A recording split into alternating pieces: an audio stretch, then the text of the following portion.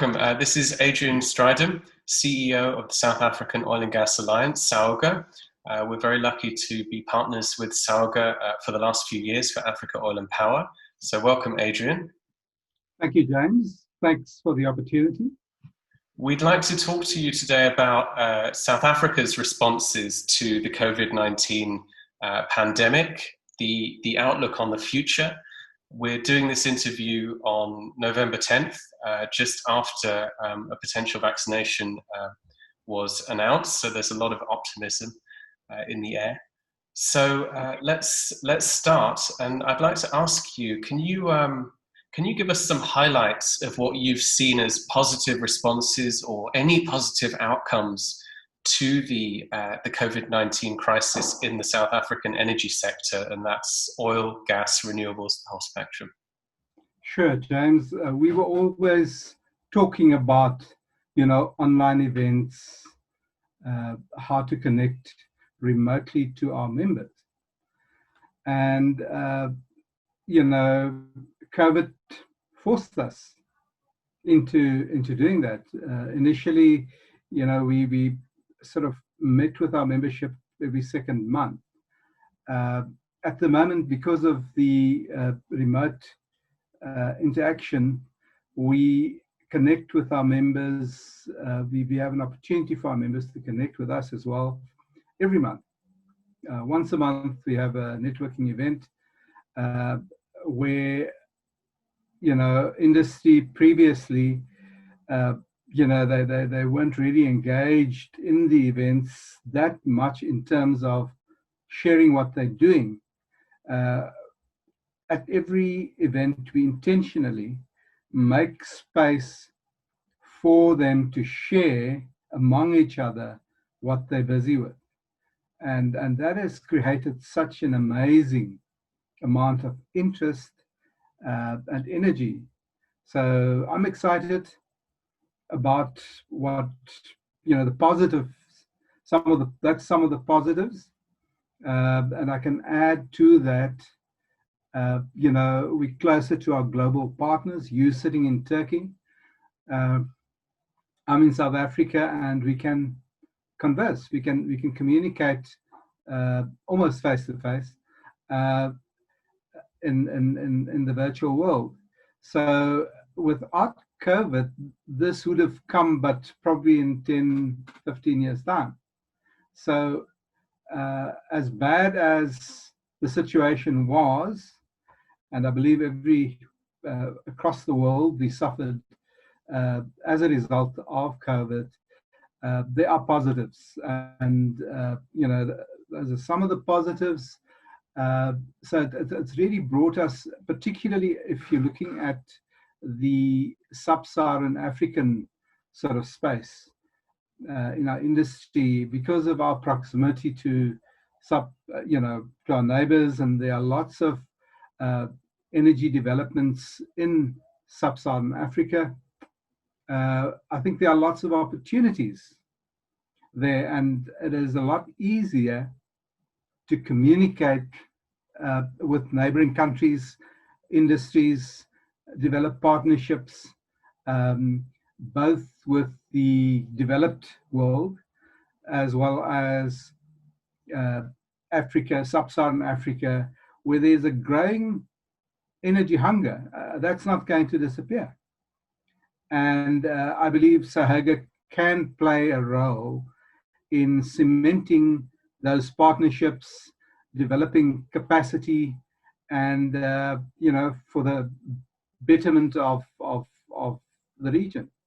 So our sub-Saharan reach has definitely increased in width and depth, and I'm excited about that.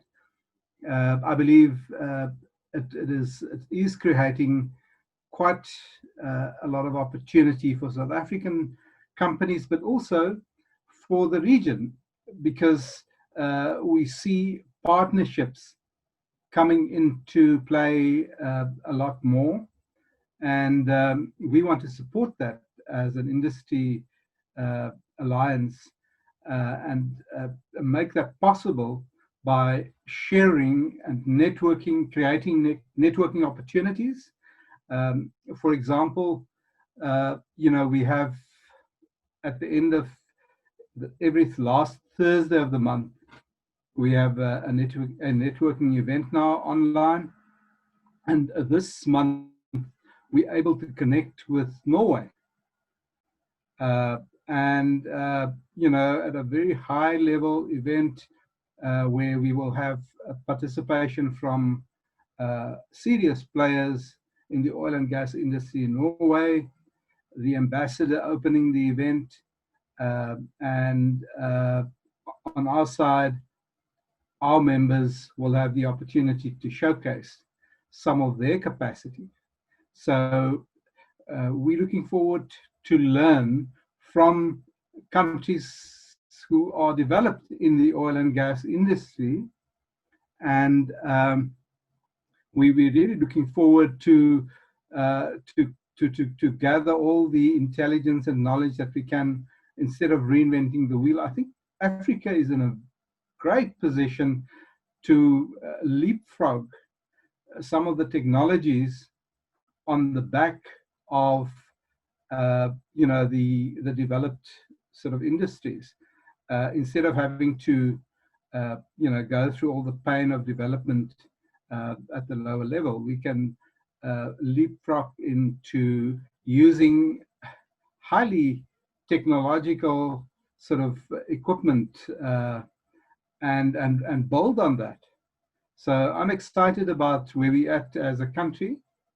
And I think without COVID, this would have taken a bit longer. So there are blessings in disguise, in a sense. We sad about some of the sort of lack and loss that we've experienced, but there are definitely positives. It's given us also an opportunity to re-evaluate our priorities and to make sure that what is important is in focus and comes into focus. And I think that is true for industry as well as SAOGA, South African Oil and Gas Alliance. Understand, and I would certainly agree that this has made engaging with partners abroad very much more viable than it used to be. Correct. So I'd like to pick up on some of the specific trends. I think you're talking about Africa being able to advance now and being able to somehow take advantage of the situation now. What specific trends do you think have been accelerated, or what are the specific areas where you think the opportunities now lie that they did not lie before? Sure. Certainly the need for LNG, liquid natural gas, was highlighted for us. Energy security has become more important. The whole manufacturing game is changing, and South Africa is starting to ask, how do we manufacture some of our own goods? And for all of that, energy is needed for greater industrialization, reindustrialization. Energy is needed, and LNG comes to mind here as an important energy source. So that is an opportunity that we would like to promote to our membership to explore. The whole sort of renewable energy growth worldwide, I think that is something that an organization like SAOGA has to take note of, and to look at where the synergies are between the oil and gas skills, oil and gas capacity, and to create greater synergy and intelligence, gather intelligence around how to collaborate and partner with renewable energy. In some cases, companies may well be interested in working in both spaces. Some of the capacity is very similar. Some of the skills, can be crossed over. So I think that is an opportunity that we would like to highlight to our industry, continue to highlight, and to look for solutions and ways of working closer together across the energy space. That's definitely something that we also highlight at AOP, which is the possible synergies between all forms of energy production and consumption across the value chain. And yeah, certainly there are openings for more traditional oil and gas companies to branch out, as many have done already. In the South African context, what would be the enabling factors or the policy changes or the measures that could help these companies to be more successful and to branch out into new areas in the energy sector, in your opinion? I think one of the important bits that is needed is a legislative framework that is simple, secure, trusted, and that will invite investors to support South Africa as we move along. And I believe that, we've lobbied a long time as SAOGA for legislative certainty. And I believe the government is listening. I've been part of had a look at a presentation to some of the industry people from government, a small group of people, and had some insight, and it's looking good. The development of the new legislation around oil and gas exploration. Previously, the oil and gas exploration legislation was coupled with the mining sector. Government is now developing a new piece of legislation that is specifically focused on oil and gas. And I believe in the near future, early next year, we will be seeing that draft legislation serving in cabinet. That's the the expectation, certainly, and government officials shared that news with me as well. So I think we will soon have a great degree of legislative certainty, which is very much needed in this environment. So that will be empowering in terms of investment and luring investors in. I want to recognize companies like Total, Shell, and others for having, in this COVID environment, having made moves to enhance their position in the South African exploration sort of play. And they were, at least in the case of Total, they were richly rewarded.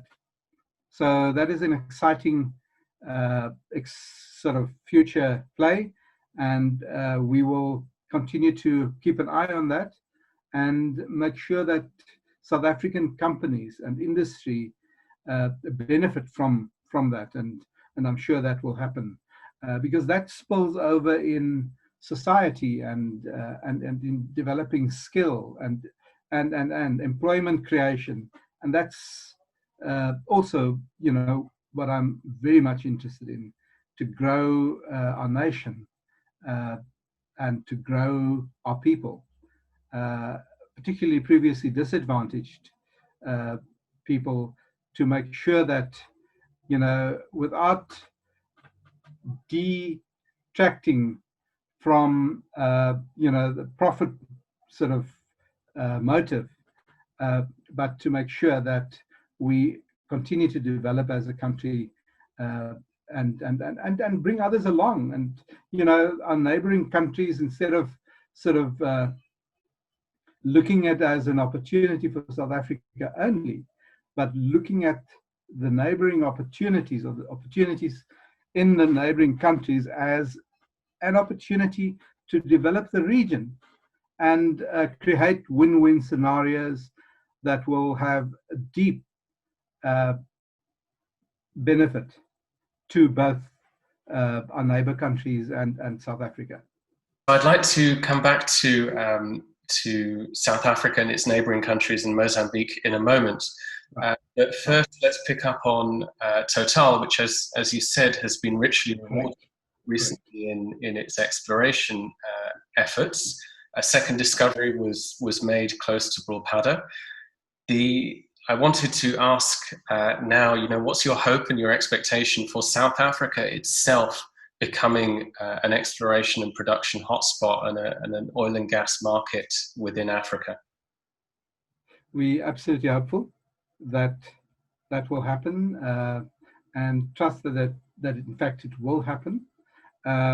We underexplored as a country, and with the new legislation, new interest that we see, so the Total find is an absolute game changer, and a catalyst, and I believe and trust we will see more and more oil majors come into South Africa to explore, to develop, and to produce.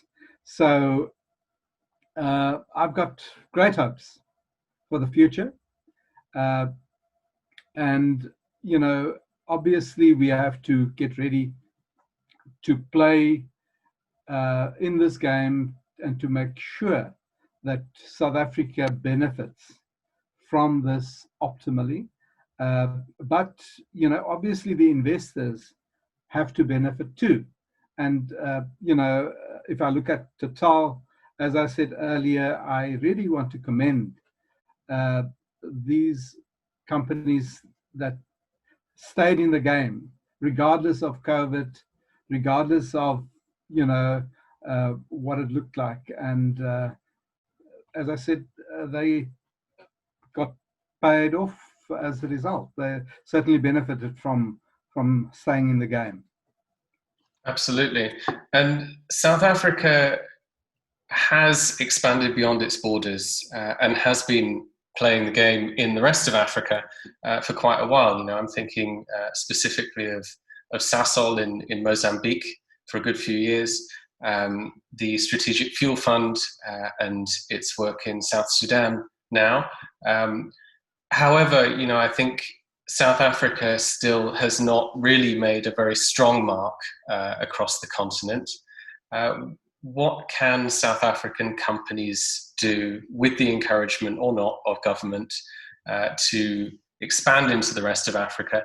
What does South Africa bring, which is unique and interesting for the rest of Africa? And then, what can that really do to kind of catalyze the sector across the continent? I think another exciting development certainly is the Continental Free Trade Agreement. And that will open up avenues for trade and development across the borders of Africa. That's exciting. I believe our companies are very well positioned to serve the neighboring countries into Africa. And some of that, as you rightly said, is happening. I believe in the next years, we will see an expansion of that. We will see an expansion of trade across borders. We will see an expansion of product and services being provided across borders. So South Africa is very well positioned to not only supply and provide services and product, but also to say, but how do we develop Africa together? How do we stand together as Africa and develop Africa for Africans? Obviously, we welcome inputs and investments from overseas, but I think it is important that we see Africa developed as a continent, particularly in the energy space, because, as I said earlier, Africa remains energy hungry, and South Africa can play an enormous role in supporting development in the energy space. And I believe we're getting ready, and in some spaces we are ready. We don't start from zero. We have some known successes, and we can build on that. As you know, the Africa Oil and Power conference for 2020 in Cape Town was moved to 2021. We'll be holding it on October 5th to 7th, 2021 in Cape Town again. And, of course, there'll be a lot of investors who will be coming to this conference or looking at this conference, both looking at the African continent as a whole and looking at South Africa.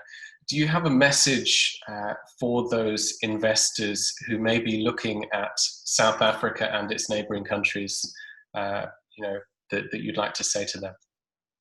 Yes.